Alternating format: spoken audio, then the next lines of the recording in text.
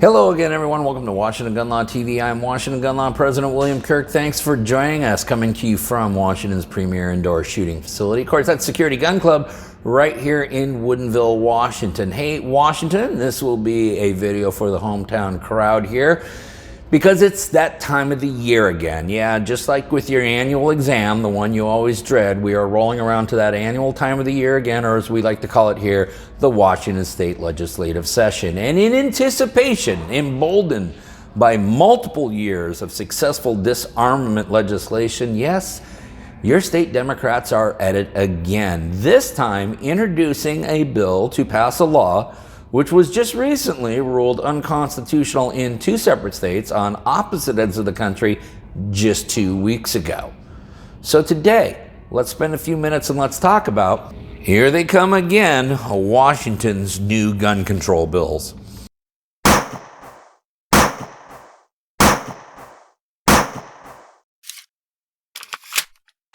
Okay, before we get going too far down the road, we're going down. Proud to announce that this video is being brought to you by Security Gun Club. That's right, Washington's premier indoor shooting facility is located right here in Woodinville, Washington. Listen, what I want to talk to you about, though, today is the big event we got going on Sunday, December 10th, right here at the club from noon to 4. Now, we're going to be celebrating Washington Gun Law crossing over 250,000 subscribers, but most importantly, we're going to be doing a big, huge toy drive for the Forgotten Children's Fund. So if you got time, come on by Sunday, anytime, noon to 4.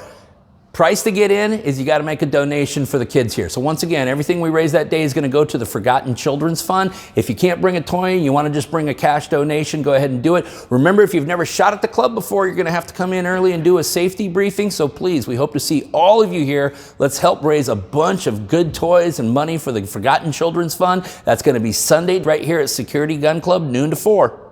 Okay, so this is what we're talking about. We are talking about House Bill 1902, pre-filed, sponsored by numerous civilian disarmament proponents, including Representative Liz Berry, who has never seen a piece of civilian disarmament legislation that she doesn't absolutely adore. Now, we also know that Representative Berry likes to co-author her legislation. Actually, no, she doesn't. She just likes to plagiarize whatever Everytown or Giffords tells her to put in legislation. So for those of you who live in Representative Berry's district, I know you elected her to go to the state of Washington Capitol to write laws. She doesn't write laws, but she does have outside organizations writing laws for her. Michael Easton, you might want to take a look at what's going on. Get back to me on that. Okay, so what does House Bill 1902 do?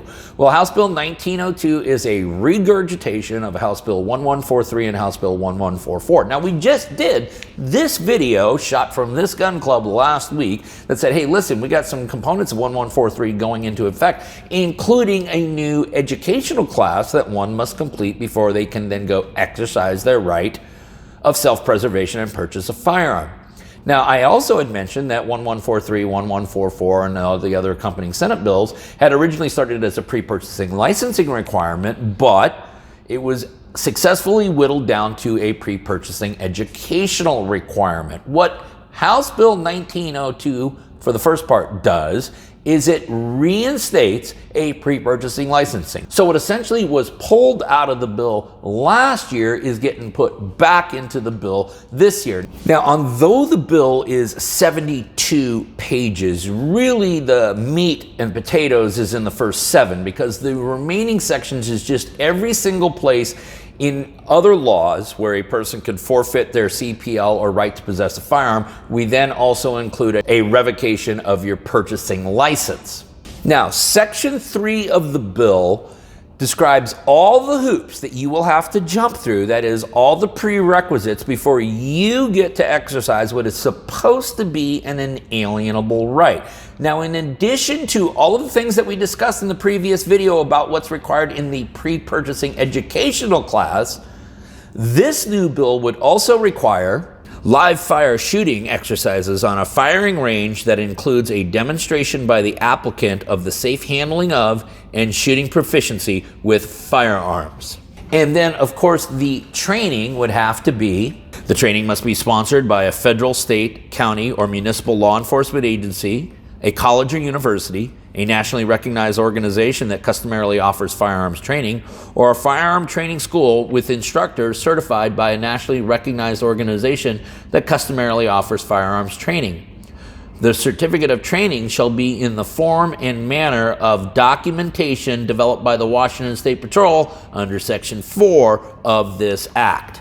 And then, of course, the Washington State Patrol would be designated to then implement that training program. Now, if you all want to know how well pre-purchasing training programs and licensing requirements have worked so far, one needs to only look just a little bit further down the freeway to the state of Oregon, because Ballot Measure 114, which was almost permanently enjoined the day it went into effect, has now been ruled unconstitutional, and the state of Oregon has yet to appeal that.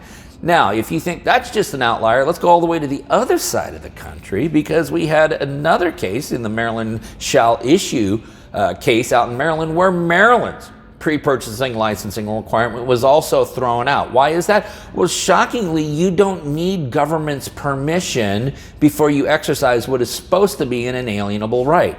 Now, there's a couple of other disqualifiers that are added by statute which would preclude a person from getting a license to purchase. However, those exclusions also would exclude you from being able to purchase a license based on what's already contained on a Form 4473, in particular down in Section 21. But here's the big thing that this bill does, and I don't think a lot of people are going to catch this, and I want you all to really make a mental note on this, is I told you about the last 64, 65 pages of this was just adding the license to purchase a firearm in all the areas in which a person may lose their right to possess a firearm based upon felony convictions or other types of convictions, or in some instances lose their concealed pistol license. Now, here's the thing. There are offenses in Washington State where if a person commits it, they will lose their concealed pistol license, but they will not lose their right to possess a firearm. Don't need to get into the logic behind it, but there are certain offenses that fall into that category under Washington law. Now, here's the thing. If you have a person who has lost their concealed pistol license, they can still possess firearms. They can still possess them in their home. They can still own a firearm, and so therefore they still can defend themselves in some areas. However, when you add a license to purchase and make that revocable based upon any other type of criminal allegation, what you then effectively do is you remove the ability for Washington citizens to purchase a firearm, or in translation, arm themselves based upon criminal convictions that otherwise would not preclude them from possessing a firearm. And of course, that would allow the state legislature over the next few years to just continually add offenses to the things that will forfeit your right to purchase a firearm without any nexus between the criminal activity and you being a danger to yourself or others by possessing a firearm. What I want all of you to take away is that the gun grabbers in this state now are so emboldened, so feverishly trying to disarm you in every way humanly possible, that they are literally willing to offer legislation which was struck down as unconstitutional not once, but twice in the last 2 weeks. We've already seen a renewed push for House Bill 1178, which would be a complete eradication of state preemption, allowing all local governments, counties, cities, municipalities to make their own gun laws. Wouldn't that be fun in Washington State as well? Listen, this is just the beginning of what I think is going to be a long series of bad videos about bad news, about bad things that are going to happen down at the Death Star in Olympia. As always, we will keep you apprised. We will make sure that you have all the things to think about without telling you how to think. In the meantime, if you got any questions about House Bill 1902 or anything else related to what's left of our Second Amendment rights, you guys should know how to get a hold of Washington gun law by now. If you don't, that's okay. That information, it's right down there in the description box. Now, in the meantime, let's everyone remember that part of being a lawful and responsible gun owner, like we talk about here, is to know what the law is in every situation, how it applies to you in any instance that you may find yourself. Until next time, thanks for watching, and stay safe.